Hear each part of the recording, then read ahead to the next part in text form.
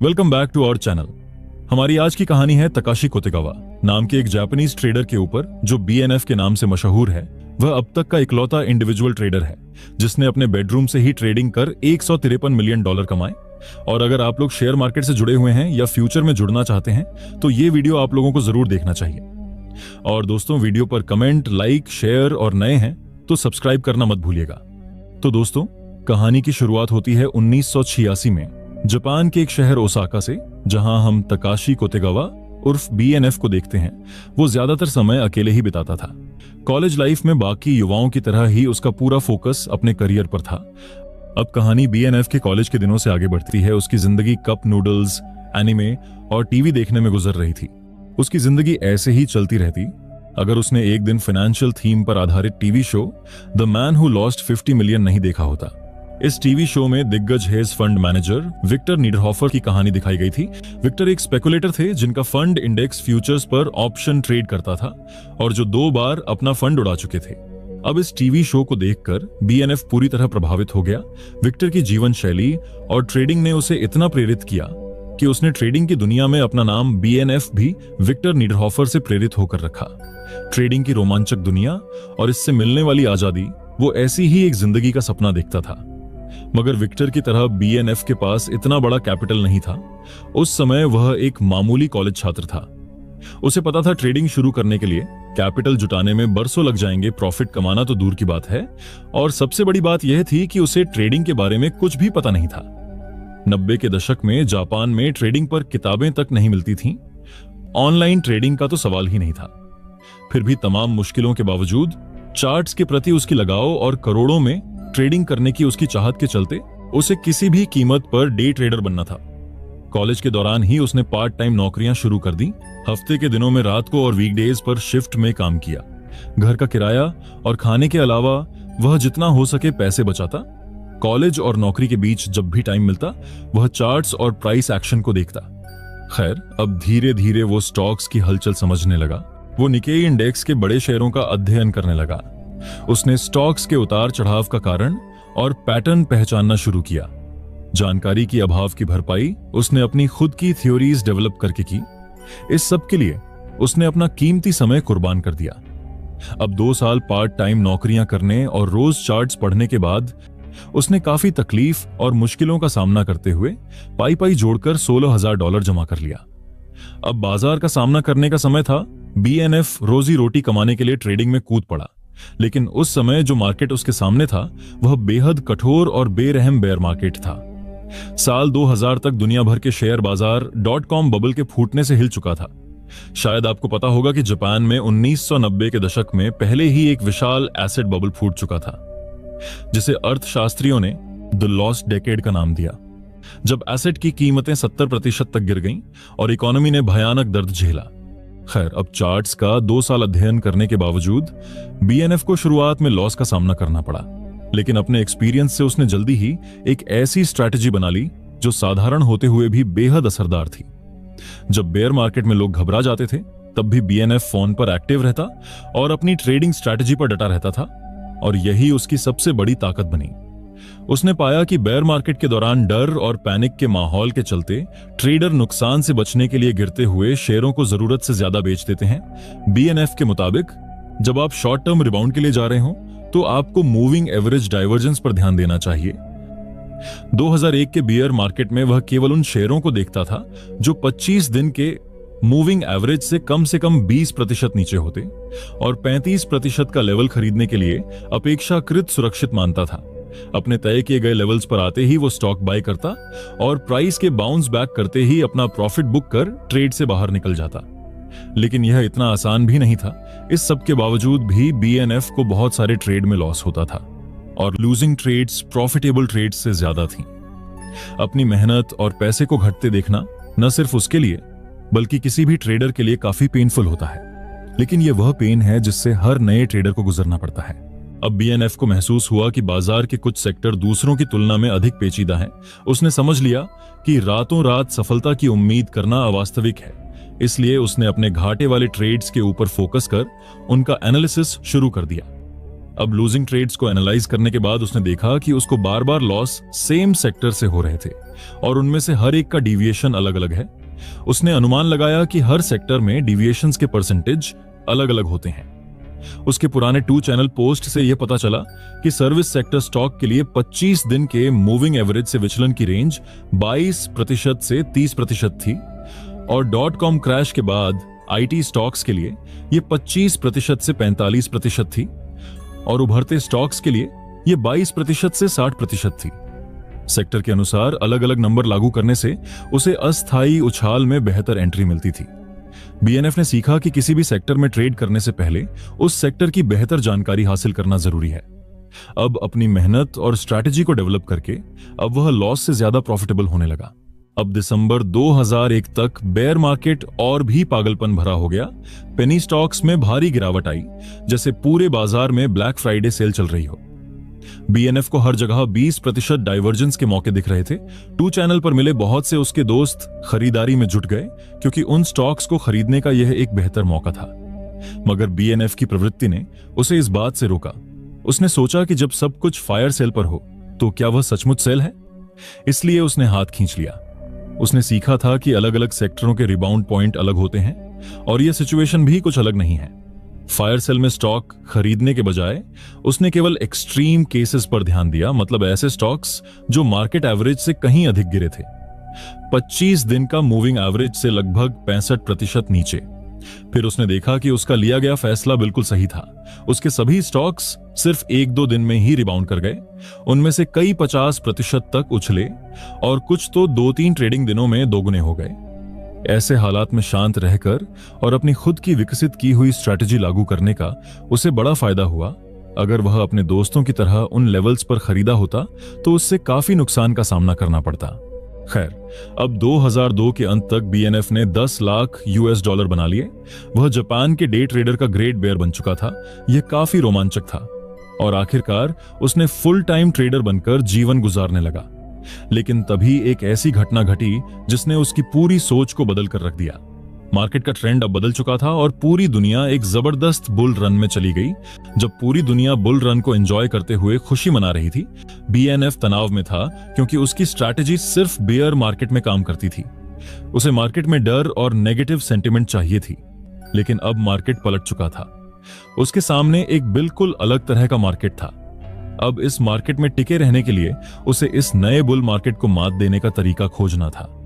अपना अकाउंट सुरक्षित रखने के लिए उसे रिस्क मैनेजमेंट सिस्टम बनानी थी। अपने पुराने ट्रेड से बीएनएफ ने सीखा था कि रिस्क कम करने के लिए मार्केट की सेंटिमेंट को समझना बेहद जरूरी है। उसने तय किया कि वह बुलिश सेंटिमेंट के खिलाफ नहीं, बल्कि ऐसी स्ट्रैटेजी बनाए जो इस बुलिश मार्केट से लाभ उठा सके। जैसा कि हम सब जानते हैं कि बुल मार्केट में अगर लॉन्ग टर्म तक स्टॉक को होल्ड किया जाए तो पैसा बनता है। अब जापानीज मार्केट को समझकर बीएनएफ ने बुल रन पर सवारी करने का एक तरीका खोजा।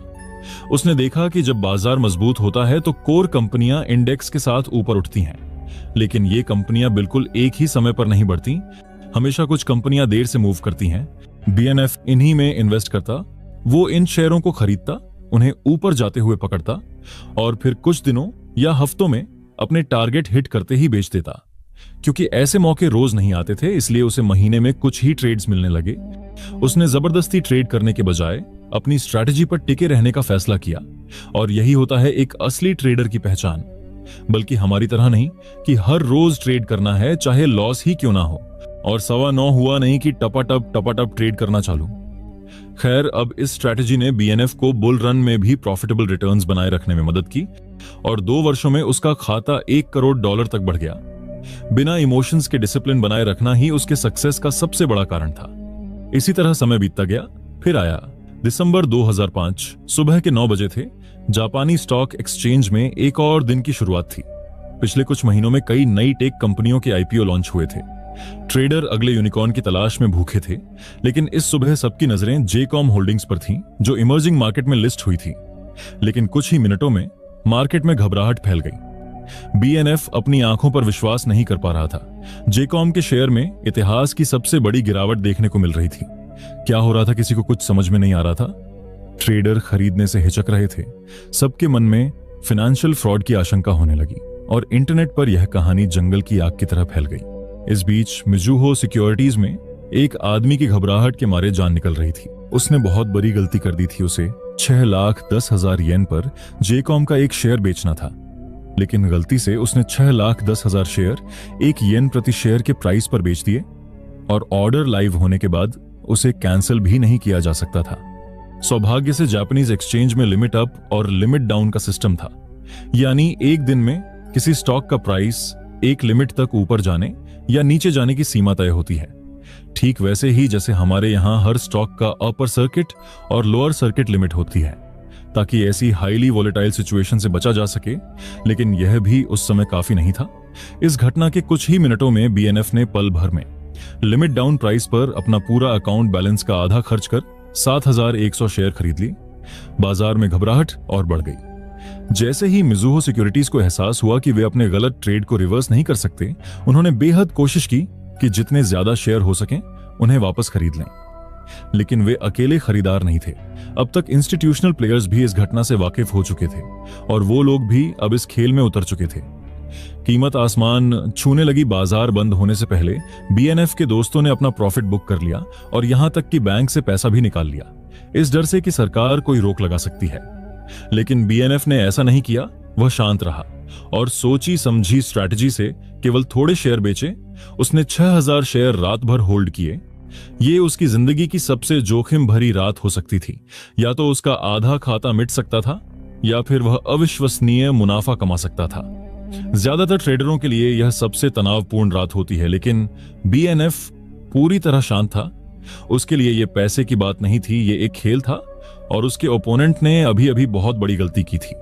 अब अगली सुबह खबर आई कि जेकॉम के शेयर को रोक दिया गया है।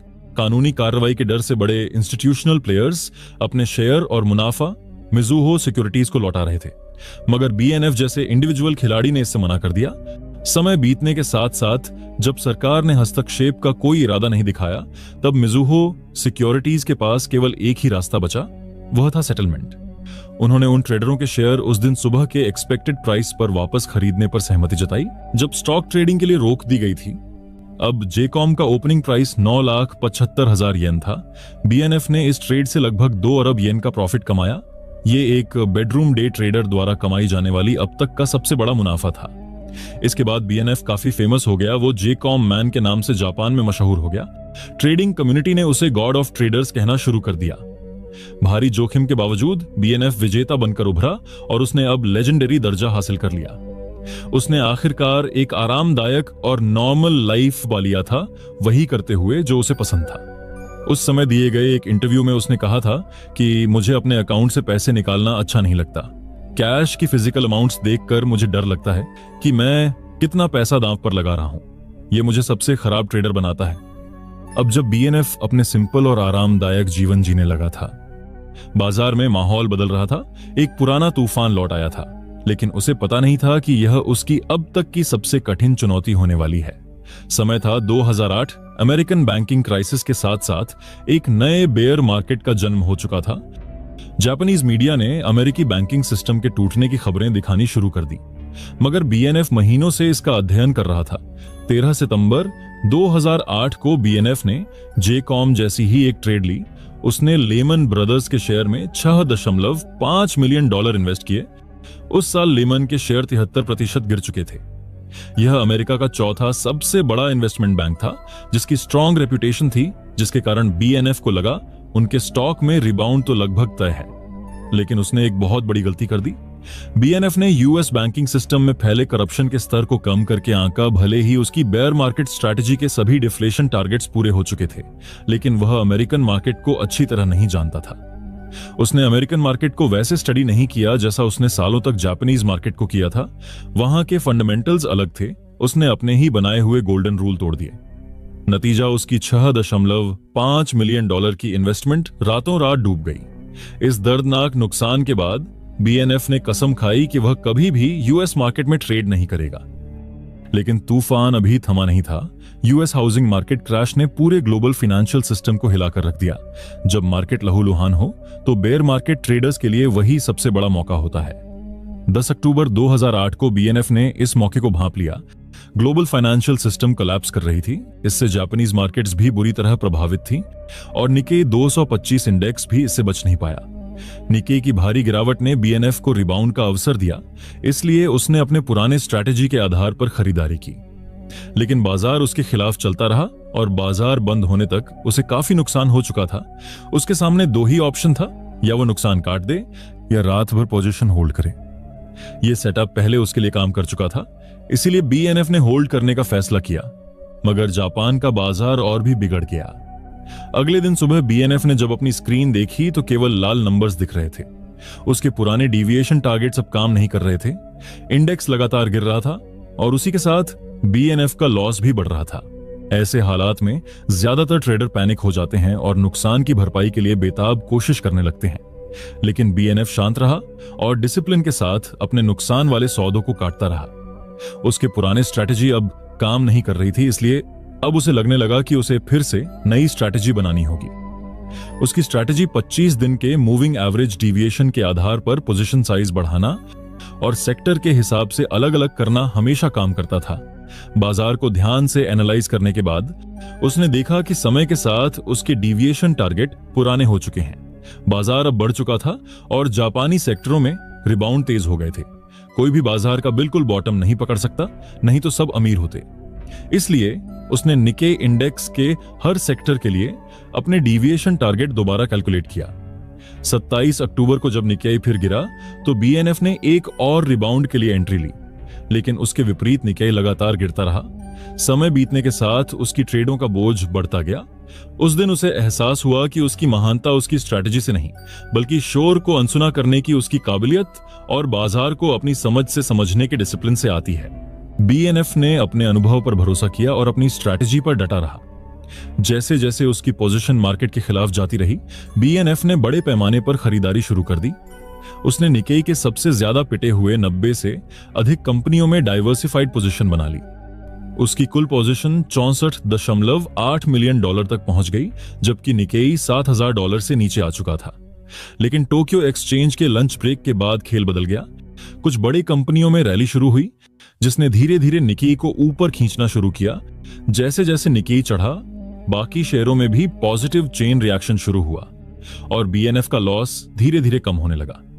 उसने अपनी समझ पर भरोसा कर रात भर पोजीशन होल्ड करने का फैसला किया और जैसे कि उसे उम्मीद थी, अगली सुबह भी बाजार में रैली जारी रही।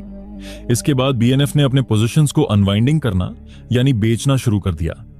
अब सारे पोजीशन क्लोज करने के बाद उसे $12 मिलियन से ज्यादा प्रॉफिट हुआ।